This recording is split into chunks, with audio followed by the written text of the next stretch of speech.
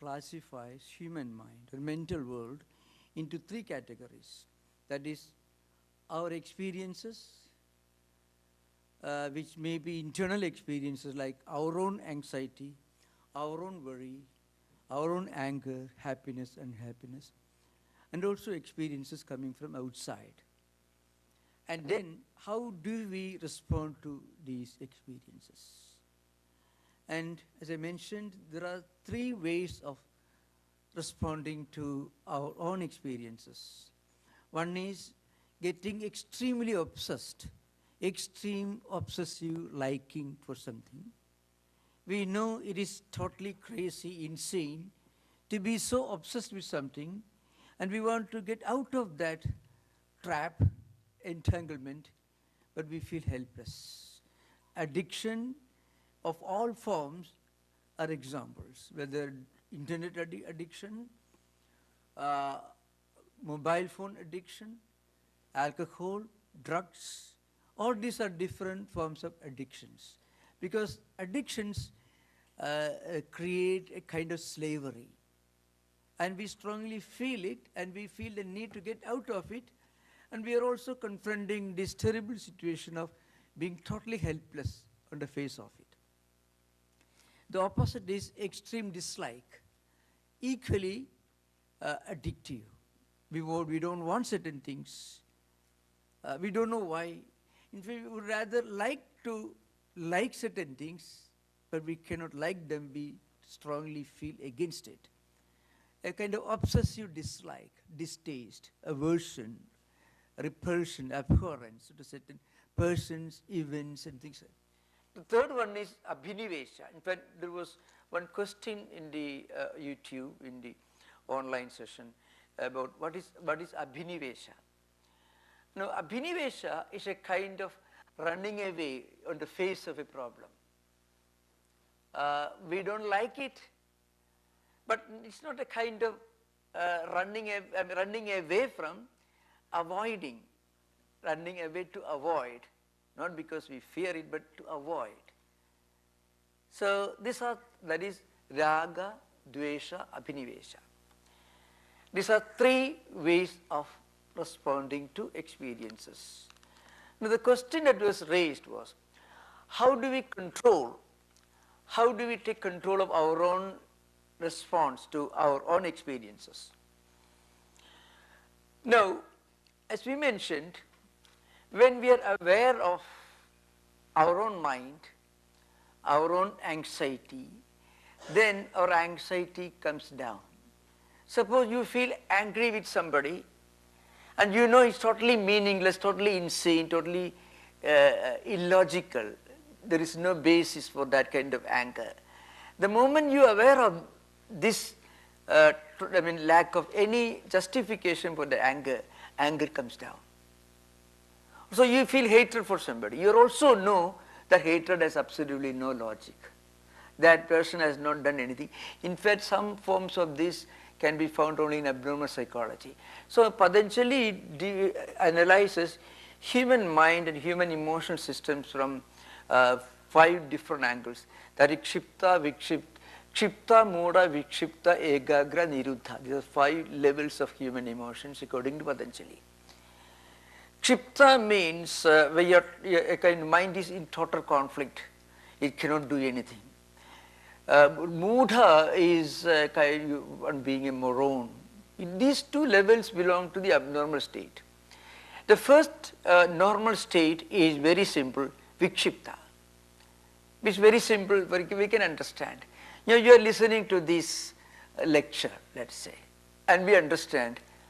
We should be aware, we should know there is no point in being angry. There is no reason for this kind of anxiety. And once we are aware of this, we will be less anxious. We can reduce anxiety. This we will understand right now when we are listening or interacting. When you go home, you forget it. So, when we are in certain states of mind, if we are in a temple or a church, you are praying, your mind is calm and quiet. You come out of the temple or church, mind again goes back to its previous state. You read a book, you feel great joy. when you are not reading it, that's gone. So Vikṣipta means actually, it's like a wave in an ocean or river. It moves and it goes up and comes down. It's never stagnant, always in a flux. The Vikṣipta state is common to all spiritual seekers.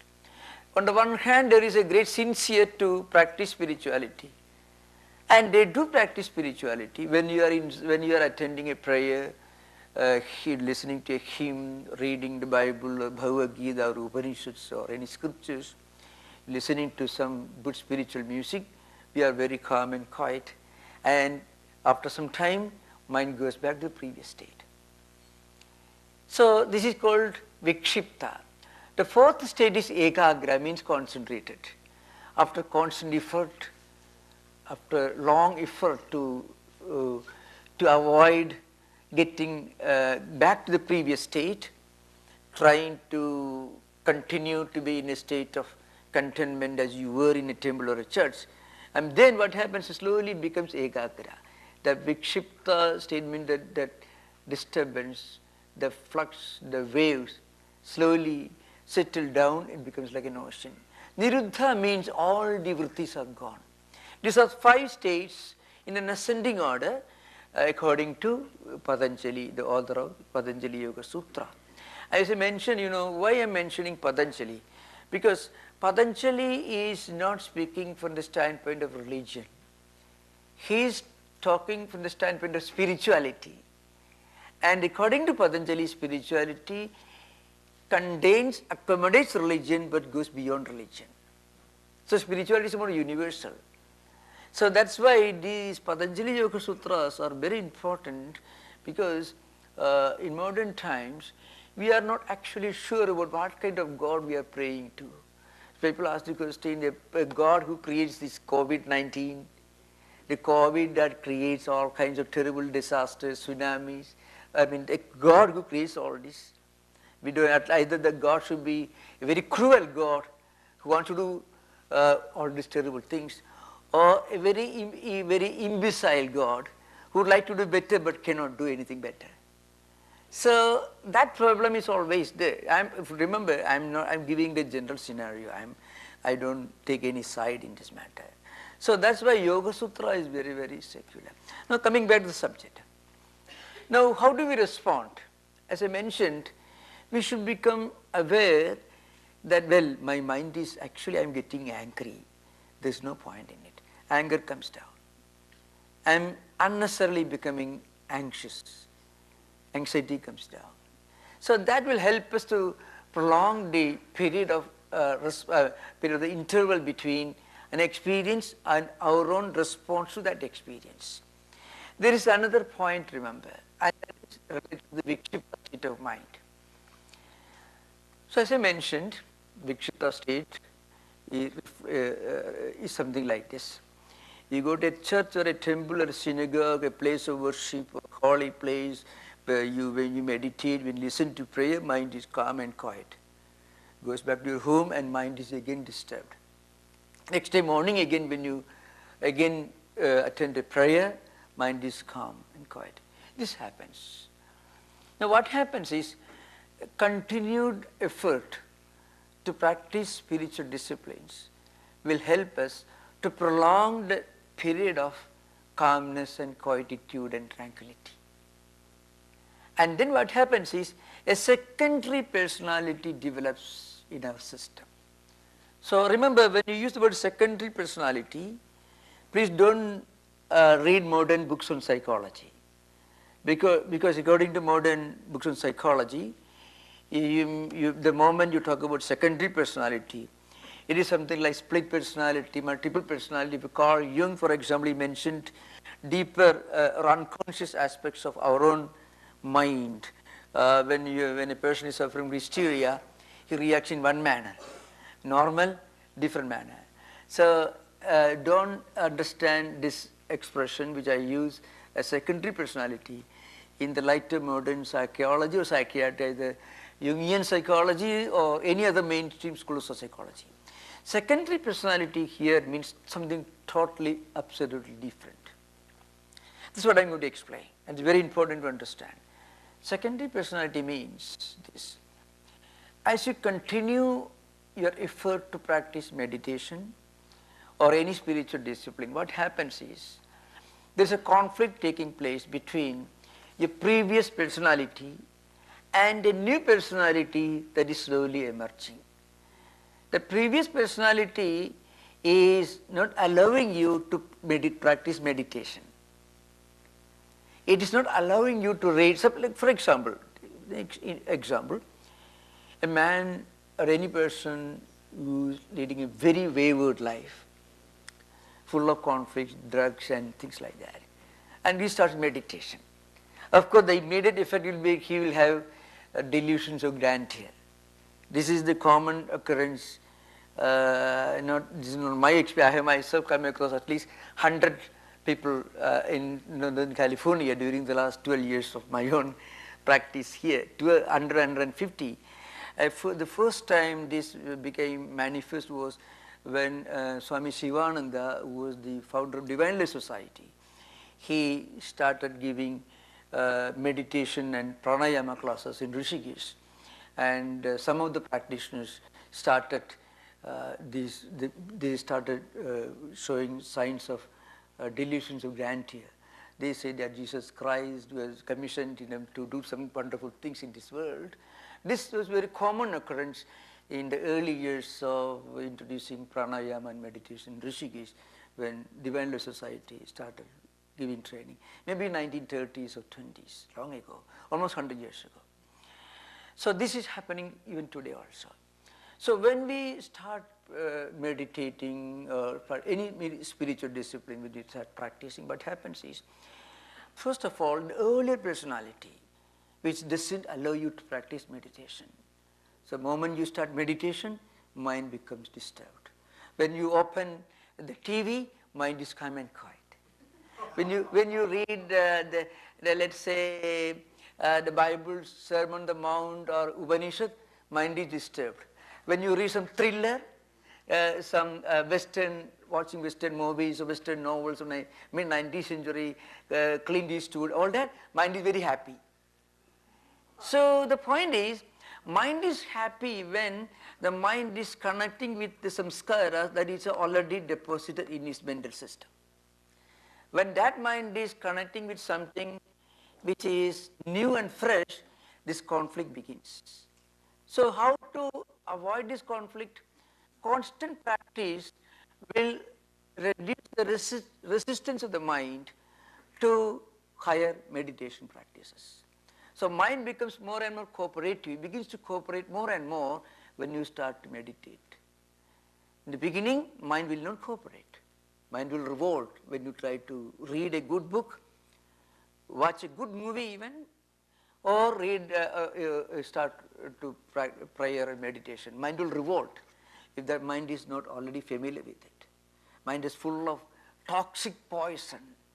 Like junk food, you go to Kaiser, intense care unit. And you eat toxic mental food, rotten ideas, bad books, bad music, bad actions, it poisons the mind. And that mind wants more and more poisonous food. What it is already eaten, it wants more of it. So the first step is to feed the mind with good, healthy, nutritious mental food. And that mental food can be in the form of good literature, music, history, philosophy, mysticism. All these can be wonderful, different types of healthy, nutritious mental food. If you eat bad food, you fall sick and die. If you eat bad mental food, false ideas, wrong ideas, negative ideas, it creates negativity in the mind, and mind also falls sick. So what happens is, when you constantly practice meditation or any spiritual discipline, what happens is a new personality, it's called a secondary personality, begins to emerge. A mind, a personality that learns to enjoy meditation. A new personality that wants to cooperate with you when you try to meditate. It wants to enjoy good music, It wants to enjoy listening to good ideas. It wants to enjoy good books. The secondary personality begins to emerge. But the early stage, the secondary personality is very weak. The old personality, the demon, that did not, in the early phase of your meditation life, that did not allow you to meditate, that demon slowly becomes weaker and weaker. And the new personality becomes stronger and stronger. In Yoga Sutra tradition, it is called, Vyuthana Niruddha Samskara.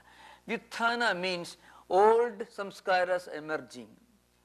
Niruddha means new samskaras, new tendencies. Samskara means tendencies, impressions, the residual effects of our actions, thoughts and all that. Strong internal tendencies, impressions that define our character, our action, our behavior. So what happens is, when we generate new samskaras, new tendencies by spiritual disciplines, which may be in the form of reading good books, watching good movies, listening to good music, or meditation, prayer, whatever it is. What happens is that these practices will generate a lot of healthy samskaras, healthy tendencies, healthy impressions, and they will strengthen the secondary personality. And in direct proportion to this, the older personality, the negative personality, becomes weaker and weaker. And you will slowly start enjoying spiritual practices. So this is an important point. What happens is, the secondary personality should be properly understood. It's not totally different from Carl Jung, because I want to stress there. In the morning I was talking to Professor Bobby Coleman that I wanted to mention this. That's why I want to begin this discussion. The early morning I didn't get time to discuss this. The secondary personality is totally different from what Carl Jung meant by that. The opposite of it. This is an indication, a healthy indication that you are progressing in spiritual life. So once we continue practicing all these secondary personalities, what happens is we develop a healthy personality that learns, that slowly becomes proficient in enjoying good spiritual food. That's an important thing. Mind is like a dog. If you, suppose you have a pet dog, you try to make it eat some stones or thorns, it will bite you. And you eat good food, it waves its tail. Mind is like that. Mind will hit back. And when mind bites you, it means anxiety, neurosis, depression, all this. Lot of internet IT material, unfortunately available within the range of a click, are all toxic poison that can take us to our psychological graveyard. That should be pointed. So that's why, as I mentioned, humanities, history, literature, philosophy, anything that takes us beyond this world, utilitarian, this rabid utilitarian world of enjoyments. When we decide the value of anything by the single criterion of how many more dollars it can bring us. So judging everything on the basis of immediate short-term result in terms of money. That is an example of this ultra-pragmatism or utilitarianism. It's totally different from James or Jeremy Bentham's school of utilitarianism. Is an old British, empiricist philosophy. The modern utilitarianism is a kind of soul-destroying, psychologically very negative, very destructive attitude. I want something. How can Vedanta help me to make more money? I'm a businessman. Can Vedanta help me to make more money? I want to please my clients. So I told him when a management professional coming an appointment, he asked me. Then I told him, you can read Dale Carnegie's How to Make Friends in Business, all that. So Carnegie says, so when an executive is interviewing with a customer, he should know if the customer is a fan of American version of football or the European version of soccer. and accordingly he should begin the conversation. I am a great admirer of that player. The customer, so you should know whether the customer is actually a fan of football or cricket. If you can know, have some idea whether the customer enjoys cricket, you should introduce yourself as a great fan of cricket. Then I told him, but the other person also has read Dale Carnegie, so it may not work.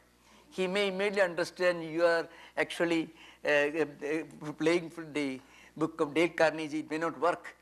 So the point is, doing everything from a very, very utilitarian basis, that is very destructive.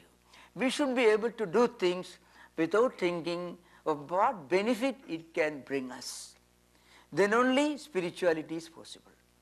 This is very important. Spirituality is not available commodity in the business, where spirituality and business totally in two different directions. The first thing we must do is, if you can go to a seashore and read some great book just for the joy of reading it, then only you can really meditate, really speaking. So now the question arises, as I mentioned, in this process, there may be certain obstacles that can come to our mind. Any spiritual seeker, this frequently asked question. How do we confront obstacles? Technically, the word is called Antarāyas. I just want to mention that point. It's called, there is a sutra. If you are interested, you can just, let me see where it is. It is mentioned is Samadhipada. So maybe first chapter, it is called, sutra number 30. It is Vyādhi, Sthāna, Samsaya, Pramāda, Ālasya, Aviradi, Bhranti Darshana, Aladda Bhumigatvam, Anavasthitattvani, Vikṣipta Antarāyaha. Antarāyaha means psychological obstacles in spiritual life. That's the meaning of Antarāya. So what are they? Disease, then a kind of languor, indecision, carelessness, sloth, lethargy, alasya, then sensuality, a mistaken notion, missing the point, instability. These are the psychological obstacles in spiritual life. And along with this, there is another sutra that mostly they are studied together. It comes 2 sutras later. So the first one is Samadhipada, number 30. Vyādhi, Sthāna, Samsaya, Pramāda, Ālasya, Aviradi, etc. The other one is 33rd. That talks about different ways of interacting with people, interacting with circumstances in our life, so that toxic poison will not enter our mind. How we can keep our mind healthy, so that mind always will be our best friend. One way of judging whether our mind is healthy or not is whether our mind is in good terms with ourselves. We are in good terms with our own mind. Whether our mind is our best friend or a hidden enemy. If we find that when we are doing something that's really good for us, any kind of good activity, and our mind is fully in a mood to cooperate, mind is happy when we do something good for ourselves, that mind is our best friend. Just like your ordinary friend. Suppose you are successful, you are doing something wonderful, how do you judge whether your friend is a real friend? If he is very sorry and he is shedding tears, when you succeed in doing something, certainly he is not your best friend. If he is more happy than you at your own success, he is your best friend. So also our mind. When we try to do something good for ourselves, and our mind is happy with that, our mind is smiling at us, our mind is not bitter, it is fully cooperating, that mind is our best friend. If mind is not cooperating, it is our enemy. So the 33rd sutra should be understood together along with the 30th one. Maitrī, Karuṇā, Muditā, Upekṣānam, Sukha Dukkha, Punya, Apunya Vishayanam, Bhavanataha Chitta Prasadanam. How to reach a state where our mind is our own best friend, which means our mind is willing to fully cooperate when we are trying to do something that is good for us. The first sutra, 30th one, that deals with obstacles.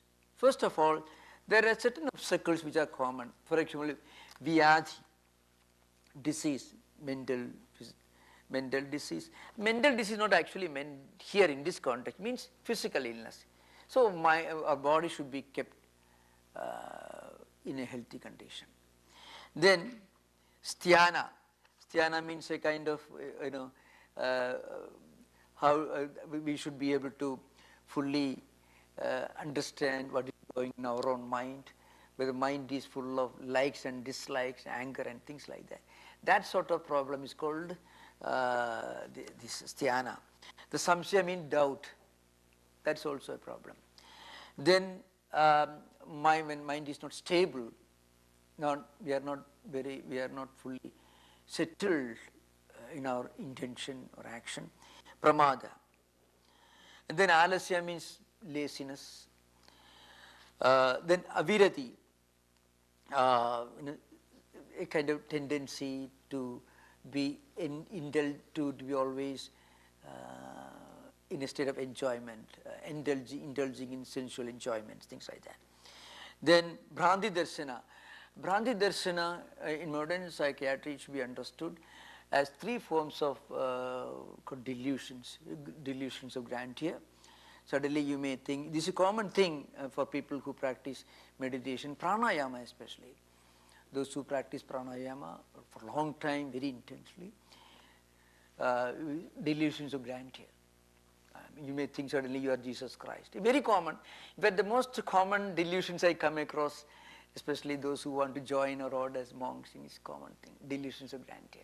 Suddenly think they want to teach Sri Ramakrishna a lesson how to inspire samadhi, how to do samadhi. It's common thing. Because they practice, we have really experienced problems, so come here taking marijuana from the nearby shops and meditating the shrine and start thinking that they had a conversation with Sri Ramakrishna, Christ. Very common thing, I don't want to mention this further.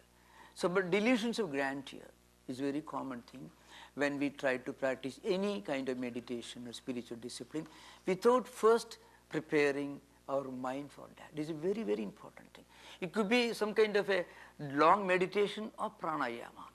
Mind should not be taken all of a sudden to a higher level. So before we actually start any kind of spiritual discipline, mind should be slowly lifted to a higher level. You work 15 hours in the office, come to your apartment and meditation, midnight. There is always the problem of delusions of grandeur. So what one should do, one should first of all read some good book, because all the impressions and thoughts and problems of management problems, all of your experience in the office will be very fresh in our mind. And with that mind, if you meditate, all the images, all the happenings, events that you have faced in the office will come up in the mental world. And when it happens at the mental level, it becomes more intense. That can create problems with the mind. It's much more important when we discuss yama, niyama, asana, pranayama, pratyahara, ashtanga yoga, which comes later, maybe tomorrow. So it's very important to slowly lift the mind to a higher level. You cannot start a car, let's say from 0 to 150 mile speed in less than half a split second, it will burst into pieces. Mind also will face the same fate. So this is very important for us to slowly lift our mind to a higher level of preparedness, so that mind is ready to go deeper into itself, manana and dhyana. That means we should listen to some good books, being read in the internet, or IT can be a wonderful tool for spiritual life, great assistance, great music, great lectures on spiritual topics can be found, reading a good book, or different ways of lifting the mind to a higher level preparing the mind for meditation and deeper spiritual disciplines. If we don't do that, then pramada is a common occurrence. So pramada, Patanjali meant pramada can again mention triple delusions: delusions of grandeur, delusions of reference, and delusions of persecution. The three. It's a different subject. If you want to know more, you can ask during interaction. And then, another one is anavasthitatva. I mean, you feel that you have now reached a point. You don't make any progress in spiritual life. That is also one point. This also can happen.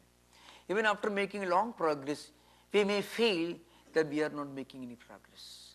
The reason is very simple. When you travel from 0 to 3, it's a long distance. From 3 to 9 or 10 is a shorter distance. That's how we feel. From 0 to 3, you feel you have made a great progress. Even from 0 to 1 or 2, I'm talking about spiritual life in 10 stages, for an example.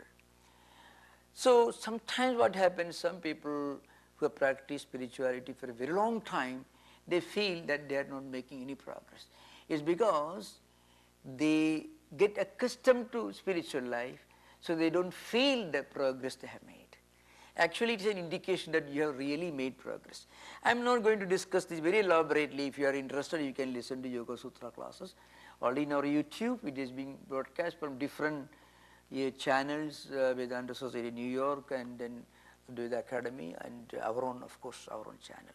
So I'm explaining this just as an introduction to the psychology of practicing spirituality in modern times.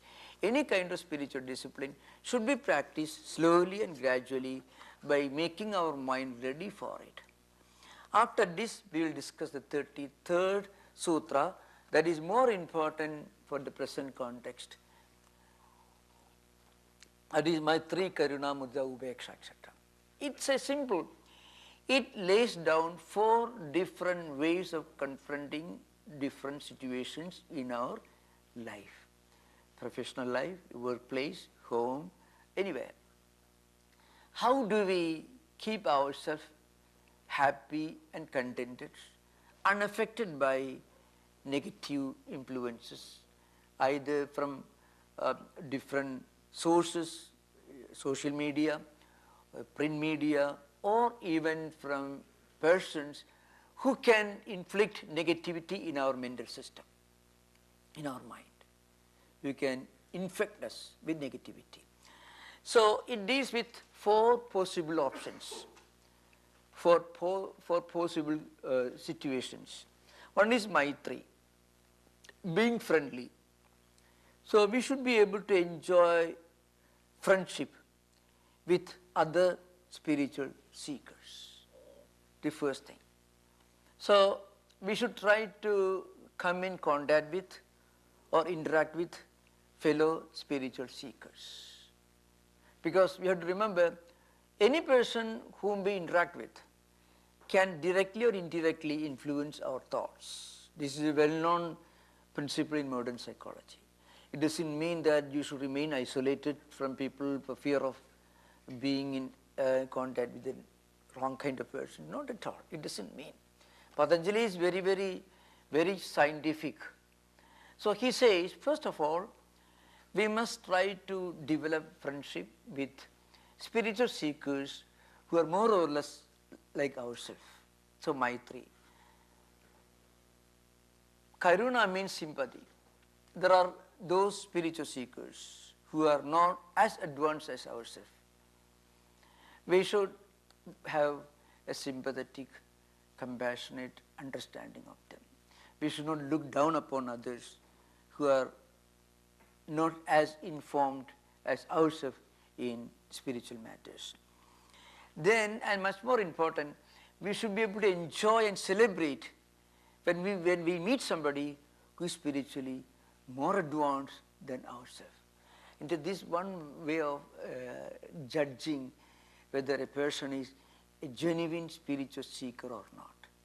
When he meets with a person who is spiritually more advanced, he is not jealous and doesn't feel disturbed. He rather celebrates and enjoys company of those who are spiritually more advanced, because he thinks, because a sincere spiritual seeker, he thinks he can be benefited by associating himself with good spiritual persons.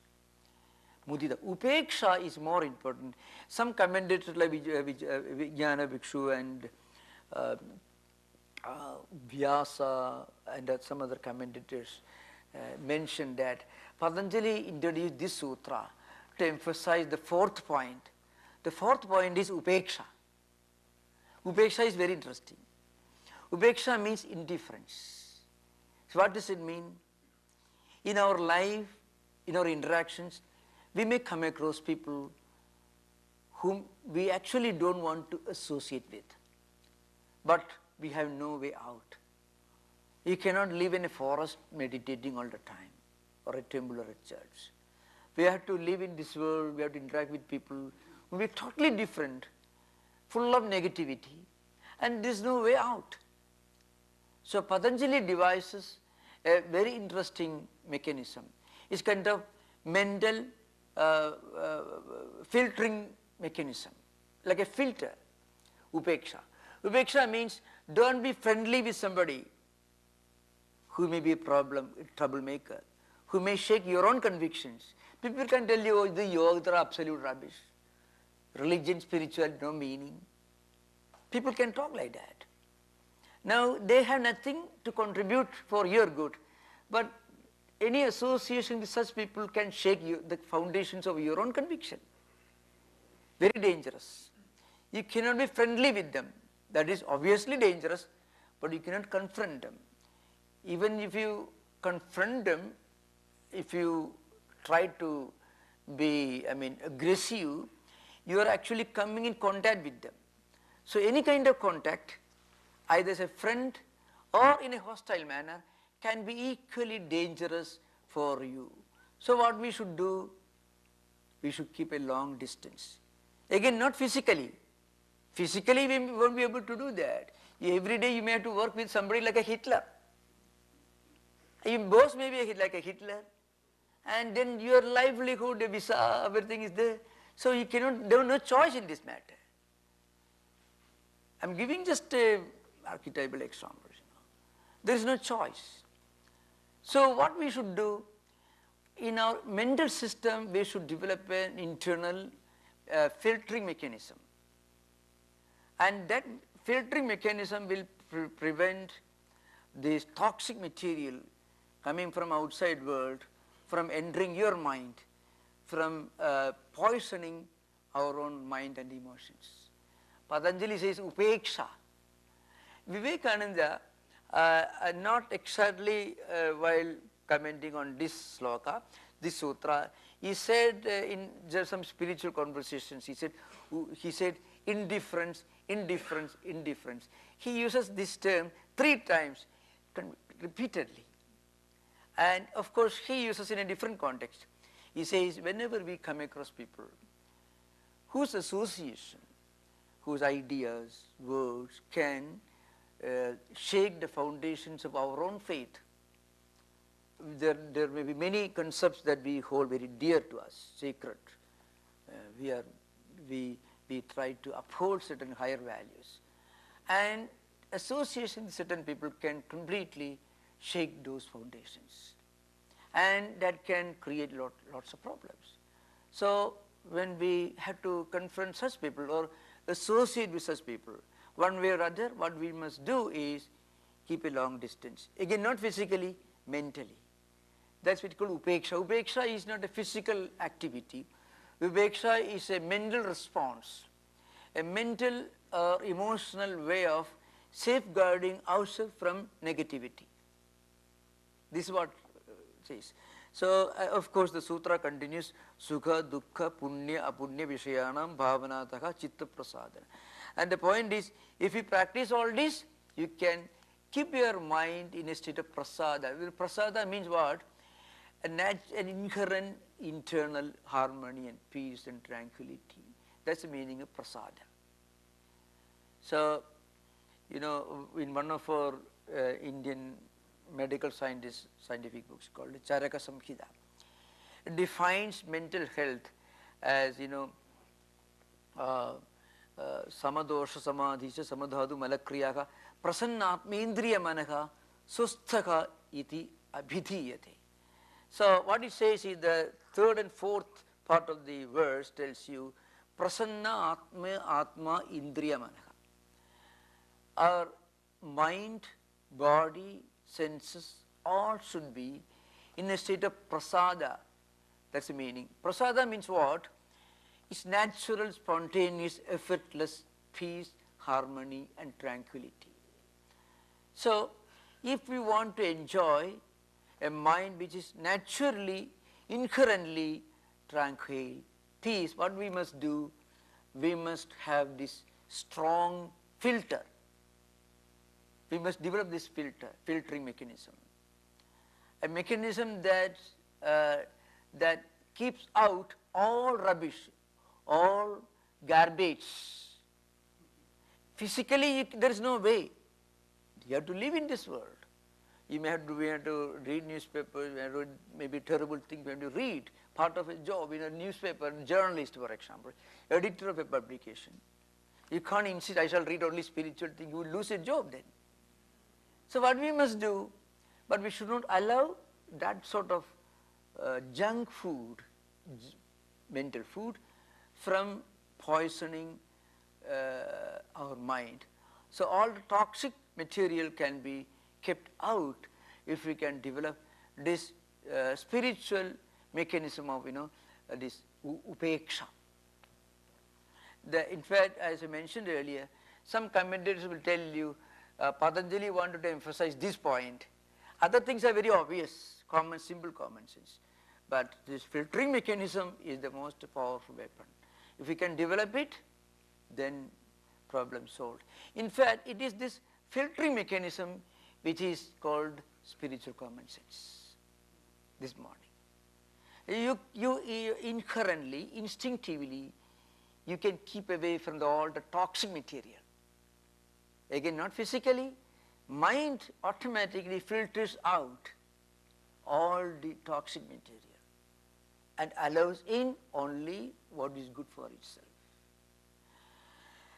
And then after this, there is a sutra, it comes in the Kaivalyapada, it is third sutra, Kaivalyapada. It's very important, it's connected to this idea.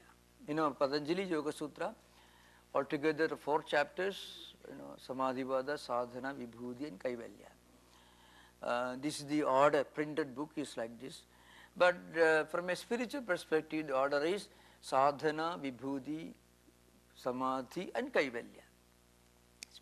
From the spiritual evolution perspective. So this actually comes to the last chapter. 195 sutras divided into 4 chapters, each having different sutras. This one is Nimittam Aprayojagam Prakritinam Varanabhedastu Tata Kshetrigavad. The sutra. What is a Kshetriga? It means a farmer. A farmer who wants to irrigate his field. There is a river, there is a pond, there is a well, there is a repository of water nearby. So he wants to irrigate the field. So what he's doing is, he tries to cut a canal, maybe for a mile, that connects the river to the field. So water flows down. Now, Patanjali says, he is not actually cutting a canal. What he is doing is removing all the sand, all the soil from that part of the earth. And the result is a canal. And the result is the water flows to the field. Now, this idea has got a deep spiritual significance. Suppose you are presented with a granite stone and you are asked to, you are a sculptor, you have to make a statue of Buddha.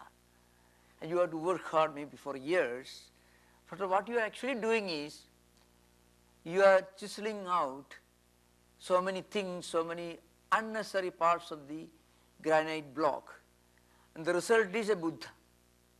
So you are not really made Buddha, you only removed unnecessary parts from the granite stone. So the farmer has not cut the canal, he has only removed the sand. Another way of putting is, he has prepared, he has built a canal. But Patanjali will tell you, no, he has only removed the sand from that 1 mile long area through which the water flows. He has not built a Buddha statue. He has only chiseled out all unnecessary, irrelevant parts of the granite block. This has something to do with spirituality. What we must do, we must filter out all toxic material from our mind. The result is Chitta Prasāda, a friendly mind. So a friendly mind is a natural state. The unfriendly mind is a foreign body. You don't say, suppose you have a thorn has pierced through your, let's say, your hand. That thorn is a foreign body. It's not. It's an intruder. You should get it out of the body.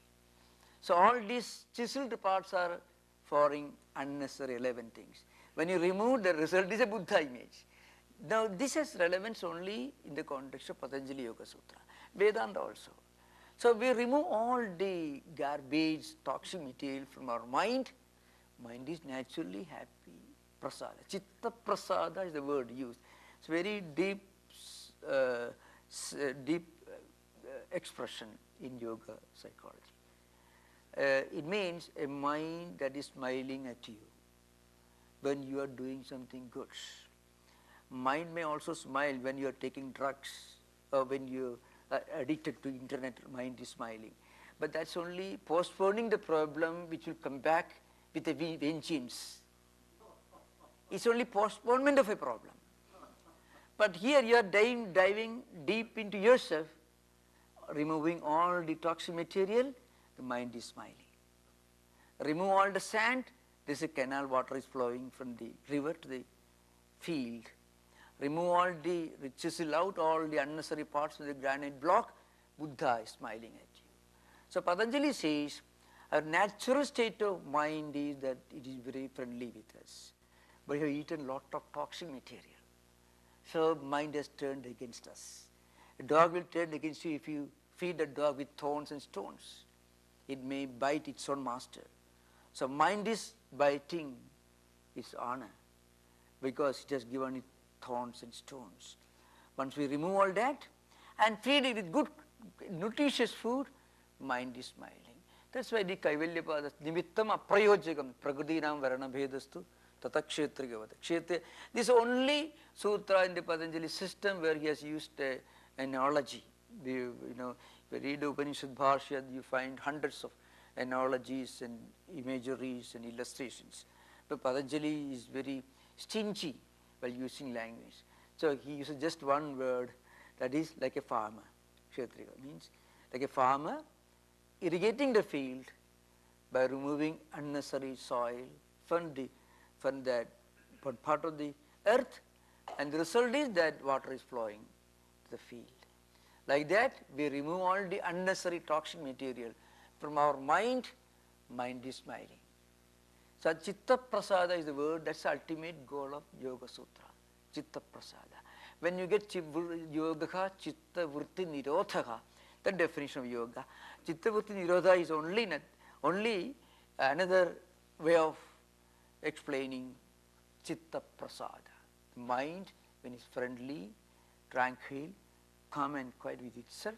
So if this idea can be imbibed properly in modern information technology age, it will only enrich it. It can give another possibility, another alternative way of looking at life as a whole. We can have interaction more to it. Thank you. Yeah.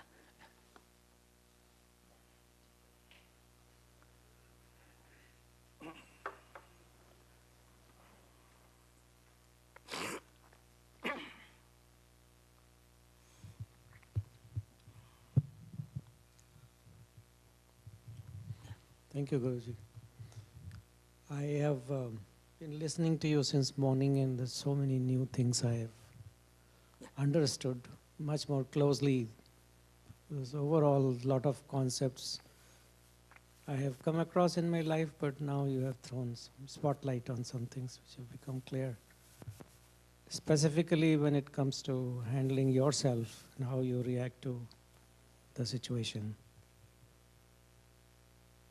What I am seeking from you is, there was a question in the morning which said that I am stuck in a situation or in an organization where things are not so happy and I'm making compromises. Now you should be little louder. Then people Okay. Yeah. Is it better? Yeah, better. So in the morning there was this question which said, I am stuck in this organization. I'm interpreting in the way I could. Yeah. Is, and I'm making compromises. Yeah. And therefore, what are my options? Should I leave because it affects my soul? Yeah. Or how do I deal with it? My understanding as it is evolving after listening to you is that at some highest level, there is a nature of our being which says, or which you are interpreting as impermanence of things. Things will fade away and there is something beyond that. So that's the nature of universe or nature of our being in this world. But our nature changes when we are working in an organization which is a reality of everybody's life. And therefore we are working in a system of people and the processes and the methods in which we have to operate and make sure certain things work in a certain way. Yeah. Now some of it you do not like, or maybe a lot of it you don't like. Yeah. Any of these practices which you were saying might help me, but how would it help the system? Yeah. How is it possible for me to change the system in a way that some of it becomes easier for not only me, but for all my fellow beings who are in that system, or even beyond? That was my question. You know, Yoga Sutra, these spiritual ideas can be seen and interpreted only from the standpoint of individual personal life, not from an organizational or institutional perspective. You can certainly help the institutional organization by introducing people working in that organization to these great ideas. That may eventually bring a new perspective for the better. But spiritual ideas or yoga ideas cannot directly have a change, an impact on an organization. After all, an organization is nothing but a collection of individuals, a collective body of different human beings. That's what you call an institutional organization. Apart from this, it's no entity.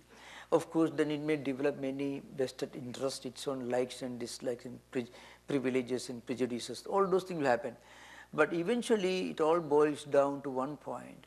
Individuals should be introduced to these great ideas, and though they can certainly bring about a change in organization. Organization can be changed only from a league by the government or the federal body, which can put in place certain regulations and rules. That is not within the scope of spiritual discussions. What we can do here is we can try to spread these great ideas to individuals who can be part of the decision-making mechanism of big organizations and institutions. Second point we should remember, spirituality is not directly linked to any organization or institution. It's an individual spiritual pilgrimage. Every person undertakes his own spiritual journey. Or a whole community or a nation or a society doesn't progress spiritually. There are certainly different ways of making progress as a society, but spiritual disciplines are normally practiced by individuals. Yoga, for example, meditation, for example, even introspection, listening to great ideas, practicing great ideas. These can be discussed only at the individual level. But when great individuals who are practicing these spiritual values, when they become part of the decision-making body of an organization, it will have certainly an impact. That's interesting. Of course, social harmony mutual understanding, that certainly have a spiritual relevance. But then we have to remember, Yoga Sutra specifically, it takes the view that it's an individual who undertakes the spiritual journey, individual. For example, we are going to discuss yama, niyama, asana, etc. Yama, ahimsa, satya, steya, brahmacharya, parigraha. All these will be discussed maybe tomorrow. Those values are practiced not by organizations or institutions, but by individuals. As I mentioned, when individuals who are endowed with these qualities, when they become part of a big organization, that organization will be able to do some good.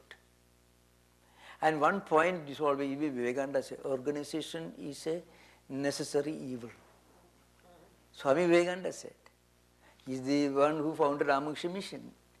Every organization, every institution has its own inherent limitation. That's the point. Spirituality and organization do not go together as one entity. An organization becomes sacred when people working that organization have a sense of sanctity and sacredness. Then the organization becomes sacred. But again, the sanctity comes from the individuals, not from the registration office where you are registered as an entity. The office is only a piece of paper from a legal perspective. That paper can be the foundation of a great spiritual movement. Certainly, that's true. But again, Vivekananda said one thing, every organization has its limitation. Every institution has its limitation. Ideas transcend organization. But remember, without great ideas, an organization cannot get spiritual sanctity. Again, without an organization, ideas do not spread. Today you are able to listen to the teachings of Sri Ramakrishna Vivekananda because Vivekananda founded Ramakrishna order. It's a very important thing. Yeah. So there, for example, Christianity. There are people who debate whether the Catholic Church is a force for good or bad. But I tell you, without Catholic Church, there won't be an Eckhart, a Saint Teresa of Avila, or a Saint Francis of Assisi. You cannot think of these great mystics without the Catholic Church. But Catholic Church as an organization may have its limitations. The art, the paintings, the mystical literature, all the churches, the cathedrals. Here we come to Hinduism, the great temples, temple art, folklore. If you go to Beri, all the music, everything is part of the Hindu organization structure. But still remember, so without organization, no culture can survive. No great ideas can survive. Still we have to remember, ideas are always greater than any man-made structures. That's also a fact. Okay. Thank you for the question. Yeah. Thank you, Swamiji, for today. My questions are around controlling.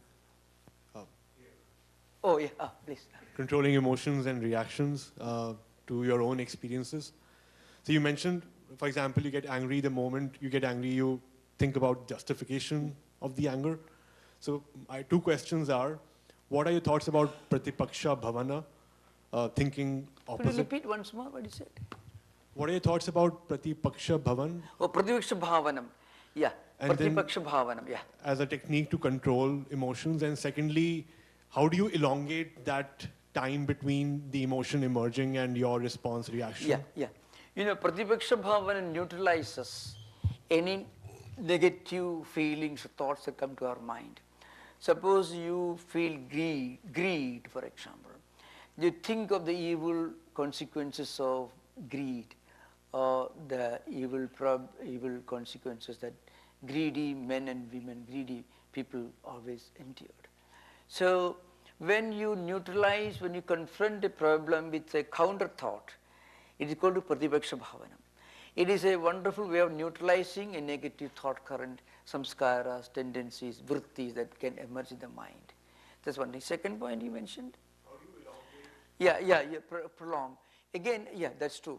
So an experience and a response to that experience. So point is, when we try to become aware of, when we become aware the awareness of our own anger. You become witness of your own anger. You become witness of your own greed.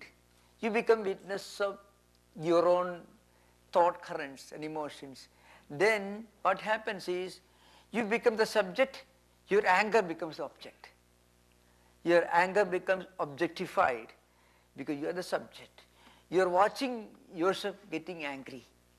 You are watching yourself showing too much of greed. Then greed comes down.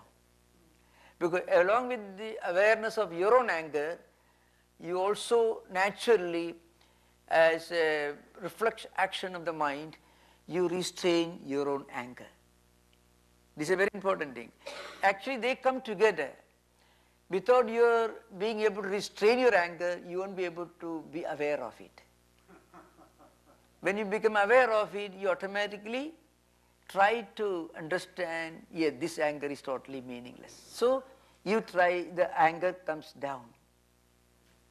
That's why the Sakshi concept in Vedanta and this mindfulness concept in the Mahayana Buddhism, Satipatthana Sutta, Smriti Upasthana Sutra in Sanskrit. Smriti means memories, impressions, all that. So Upasthana means you are established in the awareness of all this. And along with that, you also learn to detach from it because they are impermanent. So what happens is, when you objectify your own anger, you're objectifying your own emotions. People cannot help saying unnecessary things and landing themselves in trouble because they identify themselves with a strong emotion, totally crazy, meaningless, and they get identified with it, and they do and say terrible things, landing themselves in trouble. So if we can develop, they can develop this mechanism of being aware of it, being aware of your own mind, then anger is not a problem. Anger gets self-restrained. So objectification of your own mind, you become a witness of your own mind. You are looking at your mind. You are looking at your own anger. Then anger comes down. Actually, remember, you cannot look at your own anger without detaching yourself from your anger. Because you are the subject, anger is the object. Both cannot be the same. Normally, people identify with their anger. The subject identifies with the object. So they become one. So you go crazy. People do that. When they try to detach themselves from their own anger, they are no more angry. So in this process, time is prolonged. And during that time, you come down. That's why there is a statement, when you want to take a wrong decision, you postpone it. Suppose you want to do something good, immediately you do. You want to do something which is really obviously bad, if possible, you postpone it, if possible. If you want to help somebody, do it immediately. Tomorrow you may become more narrow and selfish, so you may give up your intention to help somebody. So do it immediately. This is a general statement in traditional wisdom. Thank you. Clear? Okay, thank you. Yeah. This is a question about artificial intelligence. The question about? Artificial intelligence, you mentioned it earlier. Yeah.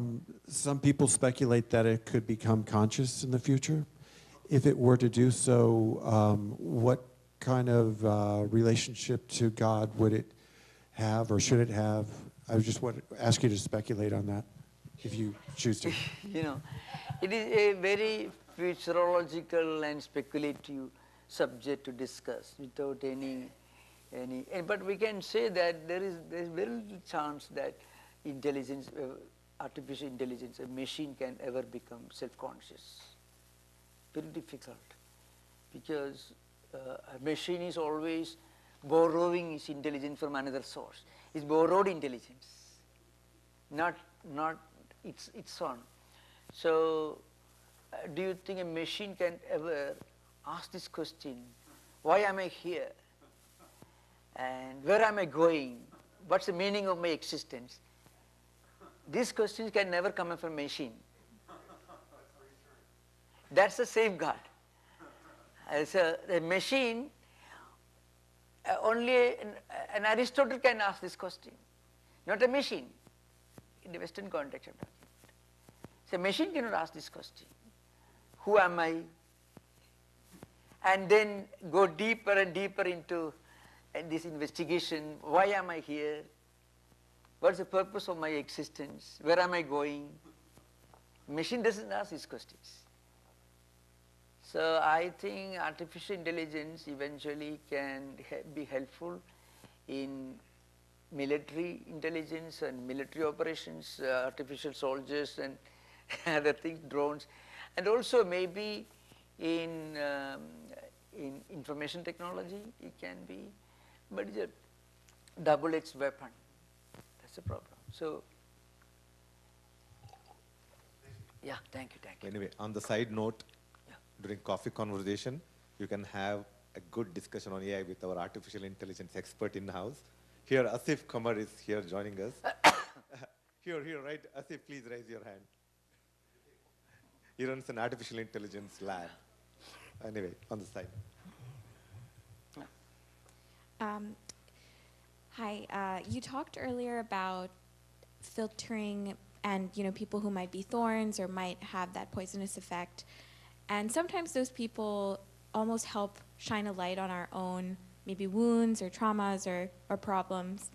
And how do you differentiate between letting those people go versus learning from what they're teaching us, and then maybe reapproaching them from that healed state after? Could you be a bit slow and sure. Yeah. And more distinct in your style of conversation. Sure. Yeah. So when you mentioned about filtering people who might be thorns in Yeah. our lives and have that poisonous effect, oftentimes those people help reveal our own pains or challenges or traumas or wounds. Yeah. And you said, let them go or keep a distance. Yeah. But what about if those people reveal something to you that you then can overcome, enlighten something that then later you can go back in a more healed state of mind? Yeah. Like when do you know, how do you distinguish? Very, very relevant question.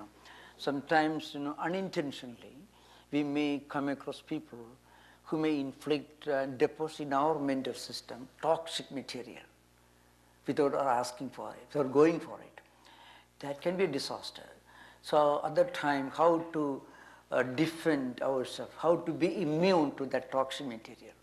So one way to do that is to understand it is toxic material, to remember it is toxic material. Certainly you won't go near nuclear waste. You don't do that unless you want to get infected, or you don't eat anything which you know to be poisonous. So awareness is one important thing. At a physical level, of course, we can easily keep ourselves away from it. That's true, you're right. Mental, how do we do that? Because without, unconsciously, we may be impacted, affected by the negativity that somebody has deposited in our mental system. It can happen.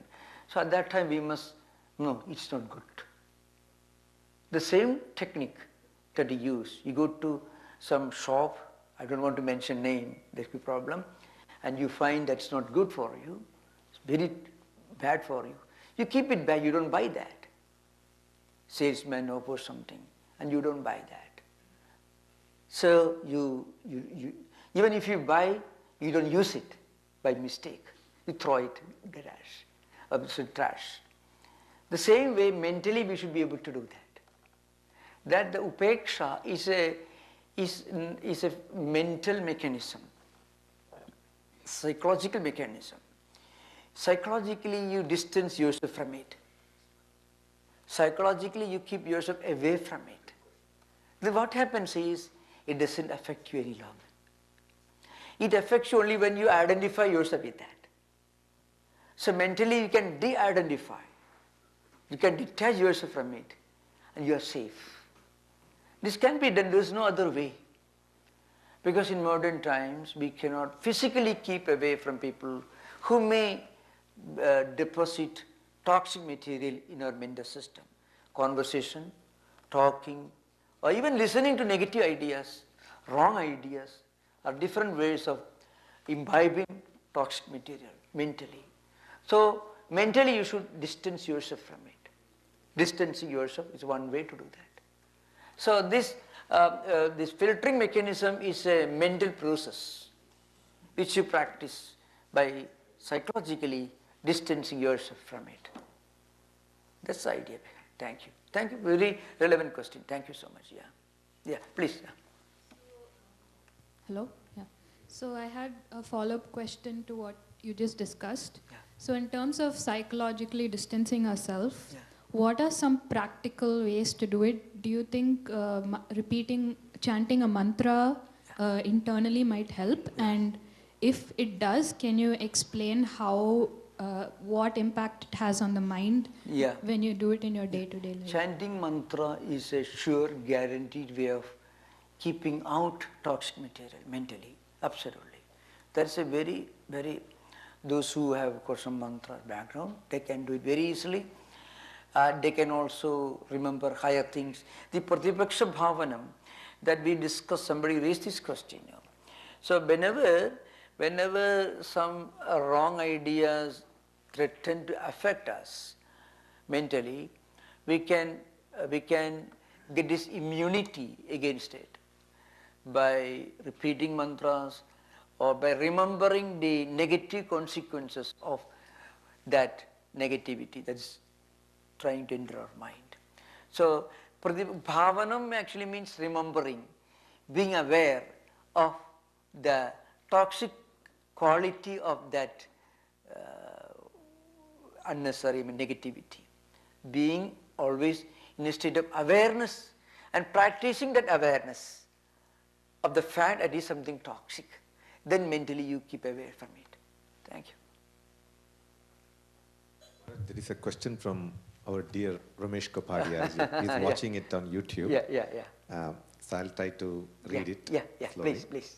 So first of all, Ramesh ji, let's pronounce to you. So my question is regarding biases. All of us have certain biases, especially negative biases. How one could deal with such biases? Sometimes we may not even be aware of some of these negative biases. So how can we train our mind to be aware of our own negative biases and be free from such negative biases? So that's true. So one way to be free from biases is we need to be, bias and be favoritism. These are two sides of the same coin. You can remove one side of the coin only by removing the other side.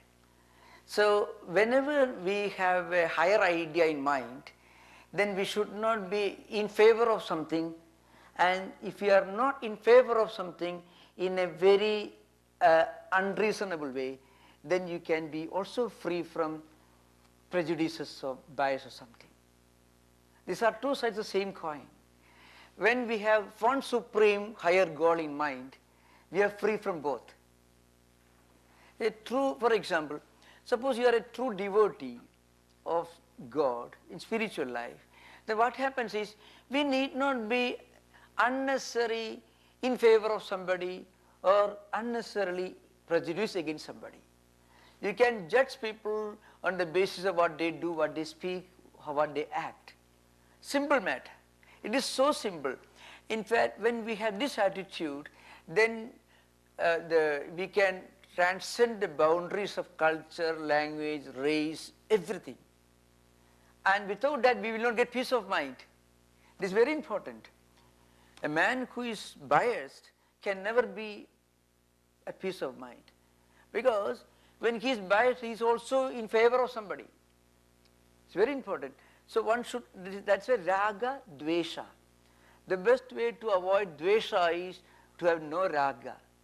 The best way to avoid extreme irrational dislike of somebody is not to have irrational attachment to somebody. That's why a higher ideal should be kept in mind. The best way to be away from all this is to keep a higher idea, higher goal. Then we are free. And then only we can do great things. I can think of Swami, the great Swami. See, I cannot really think of any better example than the Swami who built the old temple in San Francisco. I give this example many times. You know what he was doing? He was a wandering monk with a long grey, the jata, and long matted hair and beard and wearing rags and with a stick he was a wandering mendicant in the Himalayas in Tibet. Vivekananda asked him to come to San Francisco. What he did, he reorganized this Vedanta society, he built his old temple, he started a publication, and then he, 13, 14 years, he literally lived for this Vedanta society. He died for the Vedanta society, literally. I don't want to go deep. Now the point is, how could he do that? He was not in favor of anybody. So he had no bias against anybody. So remember this one important thing. When we unnecessarily favor somebody, that person for whom we do wrong things will take the revenge against us. Nature's way of getting back to us. You know, there's a very interesting principle, and that's you find in Tolstoy, War and Peace. It's a very, huge novel, entire Napoleonic era, 19th century Russia, all the from Napoleonic War up to Alexander II you can find. So he says, nature has a way of settling its balance back itself. When there's an imbalance in nature, nature has its own strange way of getting back to its harmony. Suppose you do something against somebody for helping a person in a very unjustified way. You know what happens? The person for whom you do the favor, he will become your worst enemy. Suppose, to give an example, suppose you do harm against X for the sake of Y in a very unjustified manner. You are helping the Y because you like Y very much. The Y will take revenge against you, against the injustice you have done against X. Give an example. So nature has a way of getting back to you, and nature has no mercy. Remember, only human beings have mercy. And Tolstoy brings up this strange concept of nature getting back its own due, whether we like it or not. He takes nature will take snatch the destiny back from your pocket, whether you like it or not. Tolstoy, he's a philosopher and also the greatest novel, one of the greatest after Brothers of Karamazov, War and Peace, the greatest novel the world has seen. So the point is, so when you do something for favoring somebody against another person, because you are biased against the other person, the person whom you favored, he will hit you back. The punishment comes from him for whom you did a favor. So this is a very important message, Rameshji, you had, he could hear? Oh. Okay, that's right, okay. He's watching. Yeah. Okay, thank you. Namaste, Swamiji. Yeah. You spoke about secondary personality, the tranquil personality. Can it help you sustain against real adversity like a big disease or job layoffs or so? Yeah. In what context this? In adversity, like job loss or a disease. Yeah, I tell you. So, the idea of secondary personality in spiritual life is different from Jungian concept of secondary personality, which is something to do with multiple personality or split personality. It's actually a symptomatic indication of a problem of the mind. Personality that is distinct and different from the conscious personality. So now, a person suffering from hysteria may manifest certain symptoms and he becomes a different person, different from his real personality. But in spiritual life, the secondary personality is a newly emerging spiritual personality. Because before you start a spiritual practices, disciplines, etc., you faced conflicts. Your previous samskaras don't permit you to practice spiritual discipline, because you have an empty balance of spiritual samskaras. Suddenly you start practicing spiritual disciplines. So the early personality with zero spiritual samskaras won't permit you to go forward. So split. You try to meditate, you suddenly feel like getting out of your meditation and open the TV or read the newspaper. That's the samskaras we are already familiar with. The new samskaras of meditator is absent. So now, when you continue effort to practice spiritual discipline meditation, what happens is, then you are generating new spiritual assets, spiritual wealth, and that will help you to develop a new personality, a spiritual personality, a secondary personality. At the beginning, it's not very strong. Slowly, it gains strength, and it slowly becomes stronger and stronger. As this happens, you feel less and less conflict when you practice spiritual disciplines. In times of crisis and difficulties, prayer, meditation, all this will help you. Because when you can develop this spiritual personality that's already inherent in you, only it is waiting to be awakened by you, and it can wake up only when you take up spiritual disciplines. Then it wakes up. Then it wakes up. And then it begins to grow. And slowly, as it becomes stronger, it begins to assert. And then you find many of the problems you are facing are solved. Remember, spirituality doesn't solve your problem. Spirituality helps you to develop this higher personality, which can look at your problems from a different perspective, so that there are no more problems. See, suppose you need a plumber. God will not do your plumbing work. Electrician will not help you. So people think, I am praying to God, still I don't have a job now. God is not sitting there to get you a job or get a visa for you. Remember, but God will help you when you have to confront a problem. You work hard, you are still waiting for a job. That uncertainty, the worries, anxieties will be less strongly felt. You will be able to look at those problems from a higher perspective, so there are lesser problems. There are no more problems, because you acquired a lot of mental strength, spiritual strength. So from that perspective, these problems are manageable. The people sometimes ask this question, I am praying to God, still I have a lot of things, I didn't get a parking. So this is it's an insult to God to consider him as somebody who facilitates a parking for us. I mean, I'm giving an example. The point is, so any problem we have to face, we have to solve it. But spirituality or spiritual practices will give us the strength to look at these problems from a higher perspective. That's all. Yeah. With the personality, will the first personality go away completely? Yeah, it becomes weaker and weaker. Eventually, when you make rapid progress, the earlier personality becomes irrelevant.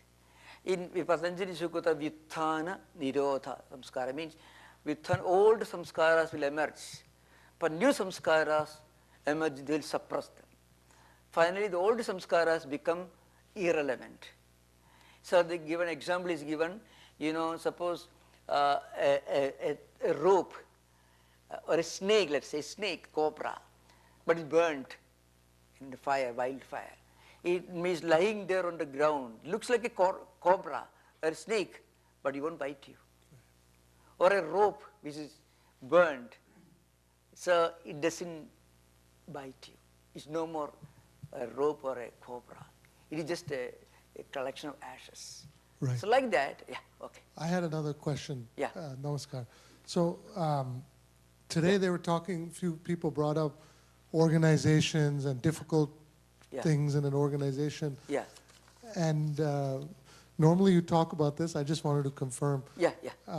The power a spiritual person in an organization, right, or in a community, and how much progress they make as their own. This gentleman here in the front, he's gone now, but he talked about this. And isn't it true, Swami? Repeat once more. Yeah, so isn't it true, Swami, that the spiritual power of somebody who's progressing and their ability to influence that organization, like you talk about Gandhi a lot, right, and what he did. And there's been many others, you know, this Swami Trigunatita in San Francisco temple here that created just that force, that spiritual force. So I know we are amongst difficult people, difficult situations, processes, but we can make a lot of progress and influence as our spiritual energy grows and that second personality comes in with that individual, right? I mean, just kind of wanted to hear your perspective there. When we study and understand more about the great spiritual persons like Swami Tattwamayananda, then we understand the reality of spirituality. That's the only thing. Very often, there is a thin layer of doubt in our minds whether what we are talking about is real or not. Anybody going to church or a temple or any place of worship or reading scriptures will always have a very thin layer of doubt. Little, they really work or not. This doubt is removed when we read and understand the working of these great persons. Because we see it happening. It is not myth. It happened close to our own times. It can be historically corroborated. There are diaries written by great American devotees of those times, still available in the real form. So we can see that. So if somebody could really practice those great values in 20th century, close to our own times, then it should be true. Actually, I often tell when people ask about how do you believe in Sri Ramakrishna, I tell them, can you believe your great ancestor, father, who may have lived 250 years ago, 200 years ago? Then you have to admit that Sri Ramakrishna, if your great ancestor wanted, he could have seen Sri Ramakrishna physically. You don't doubt you had a great ancestor who lived in 1830s, 1840s, 1850s. Eh? He could have traveled to Dakshineshwar, he could have seen that, Sri Ramakrishna there. So physically, you can verify. Just because people doubt. So one way of removing the last little bit of doubt, grain of doubt is, one way to travel backward in time. Okay? Yeah. Thank you. I think we can conclude today. Swamiji, I have a confession to make to you. The parking is becoming more difficult in San Francisco. You have to pray harder for it. I pray to the goddesses and the gods, and I always find a parking place. Okay. Thank you. Now we will continue our discussion from where we left today. So tomorrow, I will just, at the same time, we'll begin at 10 o'clock tomorrow. Bobby, would you like to read it out? Yeah. Yeah. Yes, we resume tomorrow live here at 10 a.m. Pacific time. Yeah. And that is 10 to 11 talk, 11 to 11:30 question and answer. 11:30 to noon refreshments, and noon to 12:30 meditation in the temple auditorium.